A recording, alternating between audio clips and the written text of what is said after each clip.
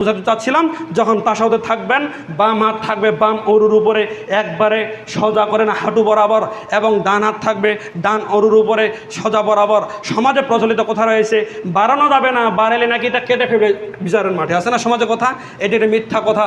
অতএব স্বাভাবিকভাবে আপনি ধরে রাখবেন, কোনো সমস্যা নেই, এবং ডান হাতটা এইভাবে করবেন। দেখেন সবাই তাকা থাকেন, 3টে আঙ্গুল মুষ্টিবদ্ধ করবেন, তারপর আপনি এই আঙ্গুলটা এখানে দিবেন, এই বৃদ্ধাঙ্গুল মধ্যম আঙ্গুলের উপরে দিয়ে গোলাকার করে এইভাবে রাখবেন আপনি ডান অরুর উপরে।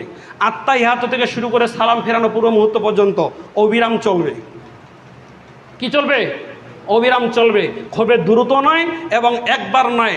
বিশ্বাস করুন, এই আশহাদু লা ইলাহা ইল্লাল্লাহ বলার সময় ওঠাইতে হবে, আর মুহাম্মদ রাসূলুল্লাহ বলার সময় নামাইতে হবে, একটাও কোনো দলিল দেখাতে পারবে না, একবার এমনিতেই চলছে মানুষ।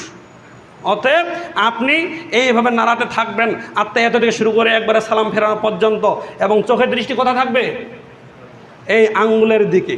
অন্যান্য যত সালাত আদায় করবেন ততক্ষণ শুধু দৃষ্টি থাকবে নামাজের স্থানে, আর যখন তাশাহুদে থাকবেন তখন আপনার দৃষ্টি থাকবে এই আঙ্গুলের এখানে। তাই তো আমাকে জনেক হুজুর বলছিলেন, হুজুর যদি সালাতে এভাবে নড়াই তাহলে তো অন্যজনের সালামের একাগ্রতা নষ্ট হবে, তার দৃষ্টি ওখানে যাবে। আমি যে তুমি কি এইটা হাদিস পড়নি? ও তো দেবে ওর আঙ্গুলের দিকে, এ দেখবে এর আঙ্গুলের দিকে, তো সমস্যা কোথায়? কি কথা বুঝতে পারেননি?